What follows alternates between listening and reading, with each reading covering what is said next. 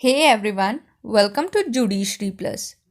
हम रन कर रहे हैं security contract regulation act of 1956 की सीरीज़। जैसा कि मैं अपने सारे वीडियोस में बताती हूँ, अब तक जितने भी वीडियोस लिए हमने SEBI legal officer grade A की हमने already SEBI act of 1992 complete कर दिया है। इसकी सेपरेट प्ले लिस्ट भी क्रिएट कर दी है एंड वो चैनल के होम पेज पे जाके आप प्ले लिस्ट में सर्च करोगे तो आपको मिल जाएगी।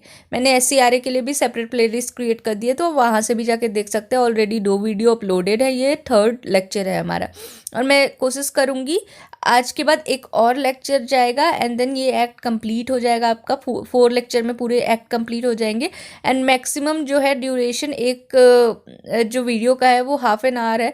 तो आप आराम से जो है इस एक्ट को जल्दी से पढ़ सकते हैं before the examination. This is the easiest way to prepare for the examination. ठीक है, तो चलिए स्टार्ट करते हैं आज के सेक्शंस के साथ। और आज का सेक्शन मैं पहले ही बता दूं, जो आज हम कवर करने वाले हैं ना वो मोस्ट इम्पॉर्टेंट है। आज का जो लेक्चर रहेगा ना वो SCRA के पर्पज से सबसे ज़्यादा इम्पॉर्टेंट लेक्चर है। ठीक है, तो चलिए आज का पहला सेक्शन है सेक्शन नंबर 22, जो कि बताता है right of appeal against refusal of stock exchange to list securities of public company. यानी कि अगर स्टॉक एक्सचेंज ने रिफ्यूज़ कर दिया कि हम जो है ना हम लिस्ट नहीं करेंगे सिक्योरिटीज़ पब्लिक कंपनी की, आपकी कंपनी जो भी है पब्लिक कंपनी उसकी सिक्योरिटी जो है हम उसको लिस्ट नहीं करेंगे, तो फिर क्या आपके पास रेमेडी है? आप जा सकते हैं अपील के लिए, आपके पास राइट है कि आप अपील के लिए जा सकते हैं। ठीक है, तो क्या लिखा है, where a recognized stock exchange acting in pursuance of any power given to it by bylaws refuses to list the securities of any public company or collective investment scheme, the company or scheme shall be entitled to furnish with a reason for such refusal and may, within 15 days from the date on which the reason of such refusal are furnished to it, or where stock exchange has omitted or failed to dispose of within the time specified in clause 1 of the Company Act, the application for permission of the share of debenture to be dealt on the stock exchange within 15 days from the expiry of the specified time or within such further day not exceeding 1 month as the central government may sufficient cause be shown, allowed to appeal to the central government against such refusal, omission or failure. ठीक है, दूसरी चीज़ क्या कर सकती है, very कर सकते हैं, सेट असाइड कर सकती है। अभी देखते हैं क्या बोल रहा है। सबसे पहली चीज़ ये जो बोल रहा है, जब कोई रिकॉग्नाइज स्टॉक एक्सचेंज जो होता है अपना पावर एक्सरसाइज करते टाइम में रिफ्यूज़ कर देता है किसी पब्लिक कंपनी की सिक्योरिटी लिस्ट करने के लिए या किसी कलेक्टिव इन्वेस्टमेंट स्कीम को नॉट फॉलो करने के लिए, तो फिर वो क्या है, उसको रीज़न देना होगा उस रिफ्यूज़ल का 15 दिन के अंदर अंदर। कब रीज़न देना होगा? 15 दिन के अंदर अंदर जो है रीज़न देना होगा। किस दिन से? From the date on which the reason of such refusal are furnished to it. ठीक है, एंड देन जो है जो स्टॉक एक्सचेंज जो है ना अगर वो नहीं दे पाता या फेल हो जाता है ऐसा अपना डिस्पोज ऑफ करने के लिए उस टाइम के अंदर जो भी स्पेसिफाई किया है कंपनी एक्ट में, तो क्या करेगा, उसको अप्लीकेशन देना होगा परमिशन फॉर द शेयर और debenture to be dealt with on the stock exchange. तो जो शेयर और डिवेंचर डील होता है ना उस स्टॉक एक्सचेंज में, उसके लिए उसको परमिशन लेना होगा। अगर वो फेल हो जाता है ये सारी चीज़ें करने के लिए, तो परमिशन जो है वो 15 डेज़ के अंदर अंदर लेना है और विद इन 50 डेज जिस दिन एक्सपायर हुआ वो स्पेसिफाइड पीरियड, और with in such further period not exceeding 1 month, या तो उस दिन से 15 दिन या तो उस दिन से क्या 1 महीना है, जैसे जो भी सेंट्रल गवर्नमेंट को सफिशिएंट कॉस्ट पे लगता है। ठीक है, और वो अपील कहाँ फाइल करेगा? सेंट्रल गवर्नमेंट के पास। तो इस सेक्शन में हमें याद रखने वाली चीज़ क्या है? याद रखने वाली चीज़ यही है कि अपीलेट अथॉरिटी कौन है? Central government. तो जब भी रिफ्यूज़ हो जाता है ना, स्टॉक एक्सचेंज के द्वारा रिफ्यूज़ कर दिया जाता है लिस्ट करने के लिए सिक्योरिटी किसी पब्लिक कंपनी के लिए, तो फिर वहाँ अपीलेट अथॉरिटी हो जाती है सेंट्रल गवर्नमेंट। ठीक है, और वो जो है वो सेट असाइड भी कर सकती है सिंट्रल गवर्नमेंट ऑर्डर स्टॉक एक्सचेंज का। ठीक है, ये भी इसके पास एडिशनल पावर है। अब आता है 22A जो कि बता रहा है right to appeal to securities appellate tribunal. हमने 22 में पढ़ा था अपील जा रही है सेंट्रल गवर्नमेंट के पास, जहाँ स्टॉक एक्सचेंज ने रिफ्यूज़ कर दिया है कि हम लिस्ट नहीं करेंगे आपकी सिक्योरिटी, जो आप पब्लिक कंपनी है उनकी सिक्योरिटी हम लिस्ट नहीं करेंगे, तो फिर अपील जा रही थी सेंट्रल गवर्नमेंट के पास। अब 22A में जो है अपील जा रही है सिक्योरिटीज अपीलेट ट्रिब्यूनल के पास, और ये किस चीज़ के लिए जा रही है? Against refusal of stock exchange to list the securities of the company public company. यानी कि मैटर इज द सेम कि सिक्योरिटी एक्सचेंज जो है ना वो उन्होंने जो है अब अपनी लिस्टेड कंपनी लिस्ट नहीं की है सिक्योरिटीज़ पब्लिक कंपनी की, और इस जगह पे जो है अपील जा रही है एसएटी के पास, यानी कि कभी रिकॉग्नाइज स्टॉक एक्सचेंज जो है उसने रिफ्यूज़ कर दिया कि हम जो है भाई आपकी सिक्योरिटी लिस्ट नहीं करेंगे। तो फिर जो है 15 दिन के अंदर अंदर जो है उसको वो अपील पे जा सकती है। एंड अपील पे कहाँ पे जाएगी, ये सिक्योरिटीज अपीलेट ट्रिब्यूनल। याद रखिएगा 22 और 22A में डिफरेंस यही है, अपीलेट अथॉरिटी। 22 में आपसे पूछेगा तो आपको जवाब देना है सेंट्रल गवर्नमेंट, 22A पूछ रहा है तो आपको एसएटी का जवाब देना है। और क्या बोल रहा है, सेकेंड क्लॉज बोल रहा है जितने भी अपील जो है सबसेक्शन 1 में वो जो है वो उसी फॉर्मेट में होंगे जो प्रिस्क्राइब किया जाएगा। एसएटी जो होगा सिक्योरिटी अपीलेट ट्रिब्यूनल जो है वो क्या करेगा, एक कॉपी सेंड करेगा हर एक ऑर्डर का जो उसने मेड किया है, किसको, बोर्ड को, और पार्टीज को, जो अपील के पार्टीज होंगे ना उनको, इन सारी को कॉपी भी एक एक दिया जाएगा। फिर जो भी अपील फाइल की गई होगी ना एसएटी के सामने सब क्लॉज 1 के अंदर, वो डील होगा, जितनी जल्दी हो सके उतनी जल्दी डिस्पोज ऑफ करेंगे, और मैक्सिमम टाइम हम 6 महीने के अंदर ट्राई करेंगे कि ये डिस्पोज ऑफ हो जाए जिस दिन अपील रिसीट हुई थी। ठीक है, ये था हमारा 22A। फिर 22B जो है इसमें बता रहा है क्या पावर एंड प्रोसीजर क्या है एसएटी के। ठीक है, जो सिक्योरिटी अपीलेट ट्रिब्यूनल है इसके पावर प्रोसीजर क्या है, तो ये जो है ना ये सिविल प्रोसीजर कोर्ट के प्रोसीजर से बाउंड नहीं होता है, एंड ये जो है ना नेचुरल जस्टिस की प्रिंसिपल को फॉलो करता है। ठीक है, और एसएटी का जो एसएटी के पास पावर है कि वो रेगुलेट कर सकता है अपने खुद के प्रोसीजर्स। ठीक है, और प्लेस भी वो डिसाइड कर सकता है, प्लेस ऑफ सिटिंग। फिर एसएटी के पास ना कुछ कुछ केसेस में पावर है जो सिविल कोर्ट के पास होती है, जैसे कि सम्मन करने की, इन्फोर्स करने की अटेंडेंस किसी पर्सन का ताकि उसको एग्जामिन कर सके ओथ पे। फिर रिक्वायर करने का discovery and production of document. ठीक है, रिसीव करना एविडेंस ऑन एफिडेविट, इशू करना कमीशन, रिव्यू करना डिसीजन, डिसमिस करना एप्लीकेशन फॉर डिफॉल्ट और एक्स पार्टी डिसीजन को। ठीक है, सेट असाइड करना इन या किसी अदर मैनर में, इन सब चीज़ों में एसएटी के पास पावर है सिविल कोर्ट की। ठीक है, और जितने भी प्रोसीडिंग सेट के सामने जो होंगी ना इनको माना जाएगा कि ये एक जुडिशियल प्रोसीडिंग है 193 और 228 ऑफ आईपीसी के अंदर। ठीक है, इनको जुडिशियल प्रोसीडिंग माना जाएगा। फिर आता है हमारा 22C जो कि बताता है राइट ऑफ लीगल रिप्रेजेंटेशन। ठीक है, तो अपीलेंट जो होगा ना या तो वो अपीयर होगा इन पर्सन, या तो वो ऑथराइज करेगा एक या एक से चार्टर अकाउंटेंट को या कंपनी सेक्रेटरी को या कॉस्ट अकाउंटेंट को या लीगल प्रैक्टिशनर को। ठीक है, और उसके ऑफिसर को कि प्रेजेंट करे अपना केस एसएटी के सामने।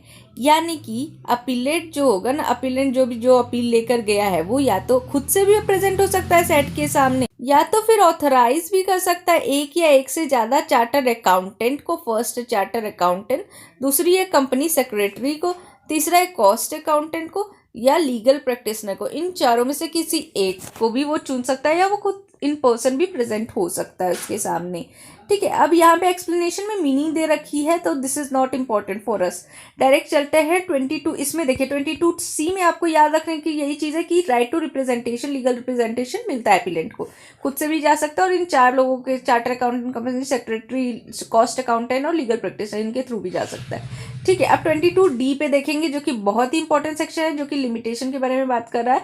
और जो प्रोविजन है ना लिमिटेशन एक्ट ऑफ 1963 के, वो एज इट इज अप्लाई हो जाएंगे जब भी अपील जो है सैट के पास जाएगा। ठीक है, तो कहाँ के प्रोविजन लगेंगे, लिमिटेशन एक्ट ऑफ 1963। सिंपल यही बोल रहा है 22D। 22E हमें बता रहा है ना सिविल कोर्ट के पास जुरिस्डिक्शन नहीं है इसके रिलेटेड मैटर का। ठीक है, तो कोई भी सिविल कोर्ट के पास जुरिस्डिक्शन नहीं है कि वो इसके रिलेटेड सूट एंटरटेन करे या प्रोसीडिंग एंटरटेन करे in respect of any matter जिसमें सेट के पास पावर है बाय और अंडर दिस एक्ट कि वो डिटरमाइन करे ये मैटर। और कोई भी इंजंक्शन भी ग्रांट नहीं किया जा सकता है कोर्ट के द्वारा इनसे रिलेटेड चीज़ों में, यानी कि कंप्लीट पावर यहाँ सेट को दिया गया है और सिविल कोर्ट के पास कोई पावर नहीं छोड़ा गया है। फिर 22F जो बता रहा है, ये बता रहा है कि सुप्रीम कोर्ट में भी अपील जाएगी। तो कोई पर्सन अगर अग्रीव्ड है, सेट के डिसीजन से अग्रीव्ड है ना, तो फिर सेट के बाद जो है अपीलेट अथॉरिटी क्या है, सुप्रीम कोर्ट है। यानी कि सेट के डिसीजन से अगर कोई पर्सन अग्रीव्ड है सेट के डिसीजन से, तो 60 डेज के अंदर अंदर जो है अपील जाएगी, कहाँ जाएगी, सॉरी 60 डेज़ के अंदर जो है आपकी अपील जाएगी, और कहाँ जाएगी, तो सुप्रीम कोर्ट में जाएगी आपकी अपील। ये क्रोनोलॉजी है, ठीक है। डेज याद रखिएगा, कहाँ अपील जाएगी, किसके अगेंस्ट जाएगी, बस इतना ही याद रखना है इसमें, ठीक है। और सफिशिएंट कॉज है तो फिर 60 डेज से एक्सीड भी हो सकता है। ये हमारा कौन सा था, सेक्शन नंबर 22F। अब जो नेक्स्ट है सेक्शन, वो भी बहुत ही इंपॉर्टेंट है, क्योंकि ये पेनल्टी के बारे में बात कर रहा है और प्रोसीजर उसके क्या होंगे। तो अगर कोई पर्सन जो है बिना रीजनेबल एक्सक्यूज के, ठीक है, बर्डन और जिस पे बर्डन ऑफ प्रूफ है, वो फेल हो जाता है अपना रिक्विजिशन से कंप्लाई करने के लिए, जो भी सेक्शन 6 के सब क्लॉज 4 में दिया गया है, या वो एंटर कर लेता है कोई कॉन्ट्रैक्ट में जो कि कॉन्ट्रावीन कर रहा है इस एक्ट के प्रोविजन को, जो कि सेक्शन नंबर 13 और 16 में दिए हैं, या तो वो कॉन्ट्रावीन कर रहा है कोई भी प्रोविजन जो सेक्शन नंबर 17 या 19 में दिए हैं, या तो वो एंटर कर रहा है ऐसे कोई कॉन्ट्रैक्ट में जो कि डेरिवेटिव से रिलेटेड है, और जो कॉन्ट्रावीन कर रहा है सेक्शन नंबर 18A को, और जो उसके रिगार्डिंग रूल्स बने हुए हैं सेक्शन नंबर 13 के अंदर, इन सबको कॉन्ट्रावीन कर रहा है, या तो वो ओन कर रहा है या रखा हुआ है किसी प्लेस में as other than recognise security exchange which is use for the purpose of entering into और परफॉर्मिंग एनी कॉन्ट्रैक्ट, ठीक है, उसके कॉन्ट्रावेंशन में, इस एक्ट के प्रोविजन के कॉन्ट्रावेंशन में ये सब कर रहा है, और नोइंगली परमिट भी कर रहा है कोई ऐसे प्लेस को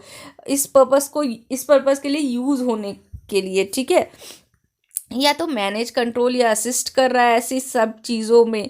और कोई पर्सन जो मेंबर नहीं है रिकॉग्नाइज स्टॉक एक्सचेंज का, या कोई एजेंट नहीं है, ठीक है, वो क्या कर रहा है, वो इस रूल या बाय लॉज के अंदर स्टॉक एक्सचेंज के, जो कि डीलर नहीं है सिक्योरिटी एक्सचेंज में सेक्शन नंबर 17 के अंदर, वो इंड्यूस कर रहा है, अपने आप को रिप्रेजेंट कर रहा है कि मैं जो है एजेंट हूँ या मेंबर हूँ, और उसके जो है मिस रिप्रेजेंटेशन से वो किसी पर्सन कि जो है इसके साथ एंटर हो जाता है कॉन्ट्रैक्ट में।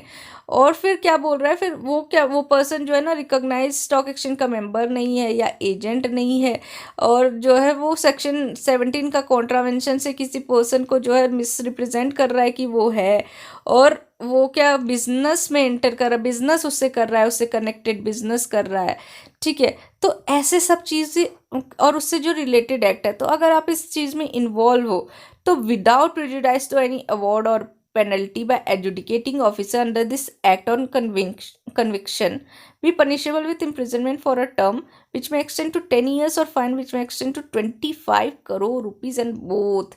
याद रखिएगा पेनल्टी काफ़ी हाई है तो इम्पोर्टेंट बनता है, ठीक है। तो ये जो पेनल्टी इन सब चीज़ों पे लगाई जा रही है ना, जो भी मैंने अभी ऊपर पढ़ के बताया आपको सारी, तो इसमें जो पेनल्टी लगेगी ना, तो ये पेनल्टी 10 ईयर्स के लिए लगाई जा सकती है, और इसके साथ फाइन भी लगाया जाता है। और फाइन कितने तक का मैक्सिमम हो सकता है, 25 करोड़ रुपीज़, याद रखिएगा, ठीक है, बहुत इंपॉर्टेंट है तो याद रखिएगा। और ये एडजुडिकेटिंग ऑफिसर के अगेंस्ट अगर उन्होंने कन्विक्शन दिया है ना, तो उसमें जो अवार्ड दिया है ना, उसकी एडिशन में ये होगा, ठीक है। कोई भी अवार्ड अगर मिला है तो इसके एडिशन में ये जो है पेनल्टी लगाई जाएगी, ठीक है, सब्सटीट्यूशन में नहीं है, एडिशन में है। और अगर कोई पर्सन एंटर कर रहा है कॉन्ट्रैक्ट में इस प्रोविजंस को कॉन्ट्रावीन करके, या फेल कर रहा है कंप्लाई करने के लिए सेक्शन 21 के प्रोविजंस को या 22 के प्रोविजंस को, ठीक है, या तो सेट के ऑर्डर्स को, तो अगर कोई अवार्ड मिला है एडजुडिकेटिंग ऑफिसर के द्वारा या कोई पेनल्टी मिली है, वो सारी चीज़ें तो मिलेगी ही, उसके एडिशन में 10 ईयर्स और फाइन भी मिलेगा, और 25 करोड़ रुपीज़ और बोथ, इन सारी चीज़ों की पेनल्टी भी आपको भरनी पड़ेगी, ठीक है। फिर 23A जो बोल रहा है, यहाँ पे जो है पेनल्टी लगाई गई है फेल्योर होने के लिए, फॉल्स इन्फॉर्मेशन देने से, इन्फॉर्मेशन फर्निश करने से फेल हो गए हो आप, या रिटर्न फर्निश करने से फेल हो गए, उसके कारण आप पे पेनल्टी लगाई जा रही है। और जो पेनल्टी का अमाउंट है ना, वो क्या होगा, 1 लाख फॉर ईच डे, ठीक है, 1 लाख ईच डे होगा, विच शैल सच फेल्यूर कंटिन्यूज टू 1 करोड़, यानी कि 1 लाख तो आपका ईच डे लगेगा, ठीक है, ईच डे लगेगा। और मैक्सिमम अमाउंट जो है ना आपका, वो 1 करोड़ है। तो जो भी सुटेबल है वो पेनल्टी लगाई जा सकती है। इन्फॉर्मेशन फर्निश नहीं कर रहे हैं या रिटर्न फाइल नहीं कर रहे हैं तो इस केस में। फिर 23B में क्या बोल रहा है, penalty for failure by any person to enter into contract with client. तो अगर कोई पर्सन जो है फेल हो जाता है कॉन्ट्रैक्ट में एंटर करने से क्लाइंट के साथ, तो क्या होगा, तो उस पर पेनल्टी लगाई जाएगी 1 लाख रुपए ईच डे, और अगर कंटिन्यू होगा ऐसा फेलियर तो 1 करोड़, तो 1 लाख रुपए ईच डे। ठीक है, एंड सेम पनिशमेंट है जैसा हमने 23 ए में देखा था, और मैक्सिमम अमाउंट कितना हो सकता है, 1 करोड़। ठीक है, ये है टोटल पेनल्टी, ताकि अगर कोई पर्सन फेल हो जाता है एंटर करने के लिए अग्रीमेंट में क्लाइंट के साथ। ठीक है, फिर जो है 23C बोल रहा है पेनल्टी किस चीज़ के लिए, अगर जो है आप इन्वेस्टर का रिड्रेसल नहीं कर पा रहे हो ना, इन्वेस्टर का ग्रीवियंसेस रिड्रेस नहीं कर पा रहे हो, तो इसके लिए पेनल्टी भी जो सेम है 1 lakh each day, and penalty और मैक्सिमम कितना है, 1 करोड़। कितना इजी हो गया है, सारे में पनिशमेंट सेम है। तो ठीक है, सेबी में भी हमने देखा था कि मैक्सिमम केसेस में पनिशमेंट सेम थी, बट कुछ केसेस में जो है जैसे कि इनसाइडर ट्रेडिंग, इन सब में पनिशमेंट थोड़ी अलग थी, थोड़ा ज़्यादा ग्रेव पनिशमेंट थी। ठीक है, फिर 23D में आते हैं जो कि पेनल्टी बता रहा है तक किस चीज़ के लिए, फेल्योर टू सेग्रीगेट सिक्योरिटीज़ और मनी ऑफ क्लाइंट, यानी कि आप फेल हो गए हो मनी या सिक्योरिटी सेग्रीगेट करने के लिए क्लाइंट का, तो फिर आप पे पेनल्टी लगाई जाएगी। ठीक है, और जो पेनल्टी है इसमें लिखा है कि 1 करोड़ से ज़्यादा नहीं होनी चाहिए।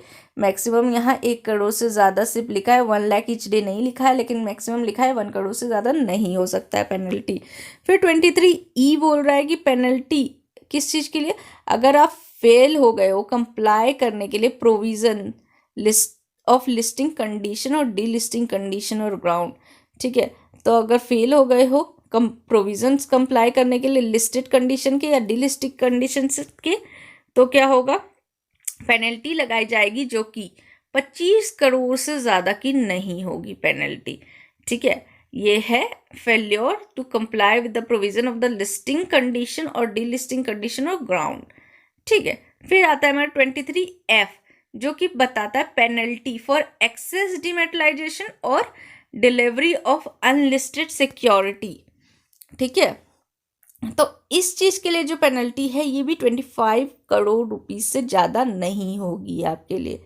ठीक है, फिर जो हमारा पेनल्टी है 2G में, वो बता रहा है अगर आप पीरियोडिकल रिटर्न फाइल नहीं कर पाते हो ना, उसमें फेल हो जाते हो, तो इसमें भी मैक्सिमम अमाउंट है जो आपकी वो है 25 करोड़ रुपीज़। इससे ज़्यादा आप नहीं दे सकते हो, पेनल्टी नहीं लगा सकते हो। फिर जो है पेनल्टी किस लिए 23H में, कि आपने कंट्रावीन किया है, पेनल्टी फॉर कॉन्ट्रावेंशन, जहाँ सेपरेट पेनल्टी प्रोवाइड नहीं की गई है, तो सेपरेट पेनल्टी प्रोवाइड नहीं की है तो मैक्सिमम जो है आपका 1 करोड़ तक जाएगा, मैक्सिमम 1 करोड़, जहाँ सेपरेट पेनल्टी नहीं दी है, याद रखिएगा। ठीक है, 25 करोड़ और 1 करोड़ यही दो है मैक्सिमम अमाउंट। जहाँ ग्रेव नेचर का है थोड़ा तो वहाँ 25 करोड़ है, जहाँ थोड़ा लाइटर वर्जन है वहाँ 1 करोड़ है। तो ऐसे भी याद रख सकते हो, बाकी आप 2-4 बार पढ़ोगे, 2-4 बार इस वीडियो को भी सुन लोगे तो काफ़ी है आपके लिए। ठीक है, फिर 23I में है पावर, किस चीज़ के लिए, एडजुडिकेशन के लिए, एडजुडिकेट करने के लिए। ठीक है, तो ऊपर के जितने सेक्शन थे 23A B C D E F G H, इन सारे पर्पस के लिए, एडजुडिकेट करने के लिए, तो सेबी जो होता है ना वो अपॉइंट करेगा कोई ऑफिसर जो कि डिवीज़न चीफ के नीचे का नहीं होगा। ठीक है, और उनको क्या मान लिया जाएगा, उनको एडजुडिकेटिंग ऑफिसर मान लिया जाएगा, यानी कि रैंक है डिवीज़न चीफ का, और उनको इस पर्पस के लिए एडजुडिकेटिंग ऑफिसर मान लिया जाएगा, और वो होल्ड कर सकता है इंक्वायरी प्रिस्क्राइब मैनर में। ठीक है, और after giving the person concern a reasonable opportunity of being heard for the purpose of imposing penalty. ठीक है, रीजनेबल हर्ड देके पेनल्टी भी इम्पोज किया जा सकता है, वो पर्सन कर सकता है। और जब वो इंक्वायरी होल्ड करेगा ना, तो एडजुडिकेटिंग ऑफिसर के पास पावर होगा कि वो सम्मन भी दे सकता है, इन्फोर्स भी, अटेंडेंस करा सकता है उस पर्सन का जो एक्विंटेड था, जो विटनेस था। ठीक है, उस फैक्ट और सर्कमस्टांसेस के बारे में उसको नॉलेज था, डॉक्यूमेंट प्रोड्यूस करने के लिए भी बुला सकता है अगर उसको लगता है तो। ठीक है, ये सारी चीज़ थी।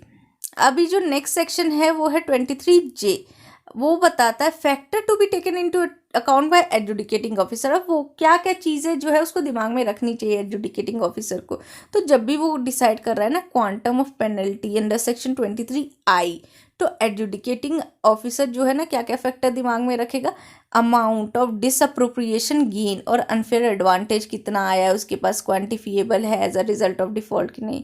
फिर अमाउंट ऑफ लॉस जो भी इन्वेस्टर को कॉज हुआ या ग्रुप ऑफ इन्वेस्टर को कॉज हुआ डिफॉल्ट के कारण। फिर रिपीटेटिव नेचर जो है डिफॉल्ट का। ये सारी फैक्टर्स जो हैं ये हमें दिमाग में रखनी होगी, यानी कि ये फैक्टर जो है डिसाइडिंग फैक्टर है एडजुडिकेटिंग ऑफिसर के द्वारा क्या क्या ये दिमाग में रखेगा। ठीक है, ये था हमारा 23J। फिर 23K बता रहा है जितने भी क्रेडिट होंगे ना अमाउंट पेनल्टी के तौर पे, ये कंसोलिडेटेड फंड ऑफ इंडिया में क्रेडिट होगा।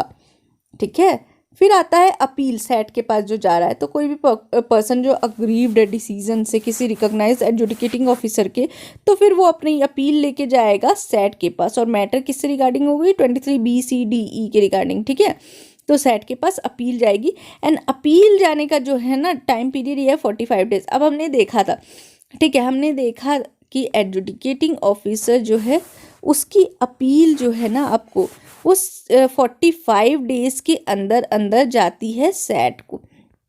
ठीक है, सेट की अपील 60 डेज के अंदर आती है सुप्रीम कोर्ट को। तो ये क्रोनोलॉजी है, याद रखिएगा। ठीक है, फिर जो है ऑफेंसेस के बारे में डिस्कस हो रहा है 23M। तो जो भी पेनल्टी दी जाएगी ना एडजुडिकेटिंग ऑफिसर के द्वारा इस एक्ट के अंदर, तो अगर कोई पर्सन ने कंट्रावीन कर दिया या अटेम्प्ट भी किया है कॉन्ट्रावीन का करने का या अबेट किया है कॉन्ट्रावीन करने का कोई इस एक्ट के प्रोविजंस को, रूल्स को, रेगुलेशन को, बायलॉज को, ठीक है, जो भी इसके अंदर बनाए गए हैं और जिसके लिए कोई पनिशमेंट नहीं दिया गया कि इस एक्ट के अंदर, तो फिर उसको पनिशमेंट कितनी मिलेगी इस एक्ट में, तो कोई सेपरेट पनिशमेंट नहीं दी है, तो उसको पनिशमेंट मिल जाएगी 10 ईयर्स की। ठीक है, और उसको फाइन भी दे दिया जा सकता है जो कि एक्सटेंड कर सकता है 25 करोड़ रुपीस या दोनों भी लगाया जा सकता है। और अगर वो पर्सन फेल हो जाता है उस पेनल्टी को पे करने के लिए जो भी एडजुडिकेटिंग ऑफिसर ने लगाया है, या फेल हो जाता है उस कंडीशन या डायरेक्शन को फॉलो करने के लिए जो एडजुडिकेटिंग ऑफिसर ने लगाया है, तो फिर उसकी पेनल्टी जो होती है in default of the fine आपको 1 मंथ की सज़ा हो सकती है, जो 10 साल तक भी एक्सटेंड हो सकता है, और 25 करोड़ रुपीज़ और बोथ भी हो सकता है। ठीक है, फिर हमारा है 23N जो कि बताता है कंपोजिशन क्या होगा सर्टेन ऑफेंस का। ठीक है, तो कोई ऑफेंस जो पनिशेबल है इस एक्ट के अंदर, ठीक है, और वो offence punishable with imprisonment only नहीं है। ठीक है, इम्प्रिजनमेंट प्लस फाइन है। ठीक है, या तो imprisonment and also with fine नहीं है, तो may either before or after the institution of any proceeding be compounded by set or a court before such proceedings are pending. ठीक है, तो क्या बोल रहा है, कोई भी ऑफेंस जो पनिशेबल है इस एक्ट के अंदर, जो कि कोई ऐसा ऑफेंस नहीं है जो सिर्फ इम्प्रिजनमेंट से पनिशमेंट है पनिशेबल है या इम्प्रिजनमेंट प्लस फाइन से पनिशेबल है, तो वो क्या करेगा, either before or after institution of the proceeding, यानी कि प्रोसीडिंग इंस्टीट्यूट होने के पहले या बाद में वो क्या कर सकते हैं, कंपाउंड कर सकते हैं सेट के द्वारा। ठीक है, या सेट के द्वारा या कोर्ट के द्वारा जिसके सामने भी प्रोसीडिंग्स जो है पेंडिंग है, यानी कि कंपाउंड करने का भी पावर दे रखा है 23N में। फिर इम्यूनिटी की पावर भी ग्रांट की है 23O में। तो सेंट्रल गवर्नमेंट जो है ना सेट के रिकमेंडेशन पे या सेबी के रिकमेंडेशन पे वो क्या करेगा, अगर सेंट्रल गवर्नमेंट सेटिस्फाइड हो जाता है कि कोई पर्सन जो है जिसने वॉयलेट किया इस एक्ट के रूल्स के रेगुलेशंस के प्रोविजन को और ट्रू या फुल डिस्क्लोजर किया इन रिस्पेक्ट ऑफ अलीज्ड वॉयलेशन, तो क्या करेगा, ग्रांट करेगा वैसे पर्सन को, और क्या करेगा, इम्यूनिटी दे दिया जाएगा, उस पर्सन को इम्यूनिटी दे दिया जाएगा। ठीक है, इम्पोज करेगा इम्यूनिटी प्रोसिक्यूशन से किसी ऑफेंस के अंदर इस एक्ट के अंदर। ठीक है, और फिर इम्पोज भी कर सकता है कोई पेनल्टी वॉयलेशन के रिस्पेक्ट में। तो इम्यूनिटी की पावर 23O में दे रखी है। ठीक है, कौन दे रहा है, सेंट्रल गवर्नमेंट दे रहा है। फिर जो है 24 आता है हमारा सेक्शन जो कि बताता है ऑफेंसेस बाय कंपनी। अगर कंपनी ने ऑफेंस किया है तो क्या मैटर होगा, तो अगर कंपनी ने ऑफेंस किया है ना तो फिर होगा जब कोई ऑफेंस कमिट किया है कंपनी ने, तो जितने भी पर्सन उस ऑफेंस ने जिस भी पर्सन ने उस ऑफेंस को किया है, जो भी इंचार्ज था उस वक्त उस कंपनी का, वो सारे लाइबल हो जाएंगे, उन सबके अगेंस्ट जो है प्रोसीड हो जाएगा। लेकिन अगर किसी पर्सन ने ड्यू डिलीजेंस ऑब्जर्व किया है तो फिर उसके अगेंस्ट जो है प्रोसीड नहीं, एक्शन नहीं लिया जाएगा।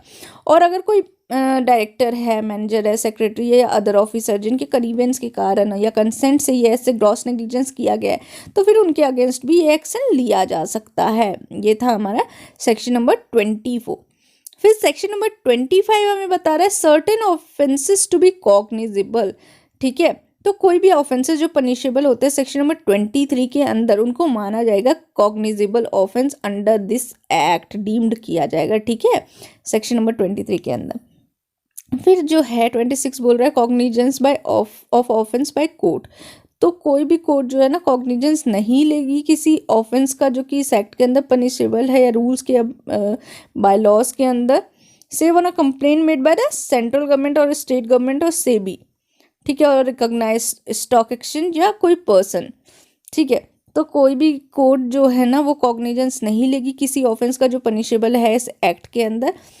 ठीक है, जब तक जो है कंप्लेंट सेंट्रल गवर्नमेंट ने नहीं की हो, स्टेट गवर्नमेंट ने नहीं की हो, सेबी ने नहीं की हो या रिकॉग्नाइज स्टॉक एक्सचेंज ने नहीं की हो या किसी पर्सन ने नहीं की हो, यानी कि इन सब के कंप्लेन पे ही कॉग्निजेंस लिया जाएगा, अदरवाइज कॉग्निजेंस नहीं लिया जा सकता। कौन कौन है? State government, central government, SEBI है, रिकॉग्नाइज स्टॉक एक्सचेंज और कोई अदर पर्सन। और कोई भी कोर्ट जो इन्फीरियर है ना कोर्ट ऑफ सेशन से, वो जो है ट्राई नहीं कर सकती है ऑफेंस जो पनिशेबल है इस एक्ट के अंदर, यानी कि सेशन कोर्ट ऑफ सेशन से जो इन्फीरियर है वो ट्राई नहीं कर सकती हैं, नहीं कर सकती है। जो ऊपर हैं बस वही ट्राई करेंगे, कोर्ट ऑफ सेशन के ऊपर वाले कोर्ट जो है ट्राई करेंगे। ये था हमारा 26। अब जो है आपका मिसलेनियस चैप्टर बच जाता है, ये लास्ट चैप्टर है एंड अब बहुत ही छोटा सेक्शन बचा है आपके एक्ट का। आज का जो प्रोविजंस था वो काफ़ी इंपॉर्टेंट था। मैक्सिमम चांस है कि आज की जो मैंने क्वेश्चंस, आज की जो मैंने चीज़ें बताई है, मेजरली इंपॉर्टेंट क्या है, अथॉरिटी कौन है, कौन से अथॉरिटी के पास अपील जाएगी, कहाँ से अपील जाएगी, कितने डेज के अंदर अपील जाएगी, कौन से सेक्शन के अंदर ये मेंशन किया है, इतने सारे ही क्वेश्चन बनने वाले हैं आपके फेज़ 1 में, इससे बाहर क्वेश्चन नहीं जाएगा। ठीक है, तो आप बस इस वीडियो को 2-4 बार सुनिए, आपके दिमाग में बिल्कुल क्लियर हो जाएगा, क्योंकि जो जो पॉइंट इंपॉर्टेंट थे फेज़ 1 के लिए वो सारी चीज़ें मैंने कवर की है, कुछ भी छोड़ा नहीं है। तो आपको लग रहा होगा कि मेरी स्पीड फास्ट थी, लेकिन मैंने सब कुछ कवर किया है। So this is all for today. I am signing off today session. कल एक लास्ट लेक्चर होगा इस एक्ट से रिलेटेड एंड देन ये लेक्चर मैं ख़त्म कर दूँगी। फिर आप मुझे वोट करके ज़रूर बताइए कि कौन से लेक्चर जो है अगला आप चाहते हैं। टेलीग्राम ग्रुप पे आप मैसेज करके भी मुझे बता सकते हैं। फेसबुक जो यूट्यूब पे है उस पर भी मैंने पोल डाल दिया है, तो वहाँ पे भी कम्युनिटी पोल पे, कम्युनिटी पोस्ट पे मैंने डाला हुआ है, वहाँ पे भी आप कमेंट करके भी बता सकते हैं, वोट भी कर सकते हैं कि कौन सा सब्जेक्ट आप चाहते हैं कि मैं नेक्स्ट स्टार्ट करूँ। और मैं ट्राई करूँगी बिल्कुल अपनी तरफ से कि जल्द से जल्द जैसे है ये सब्जेक्ट कंप्लीट कर दूँ आपके लिए, क्योंकि मुझे भी पता है कि आपके एग्जाम्स में ज़्यादा टाइम नहीं है। बट मैं जैसे कवर कर रही हूँ ना, अगर आप इस वीडियो को जो 4-5 बार देख लेंगे ना तो आपके लिए बहुत ही यूज़फुल होने वाला है। और ये आप चीज़ खुद रियलाइज़ करेंगे जब आप एग्ज़ाम देके आएंगे, तो आप मुझे खुद कमेंट सेक्शन में कमेंट करके ये चीज़ बताएंगे। So this is all bye my side. Thank you.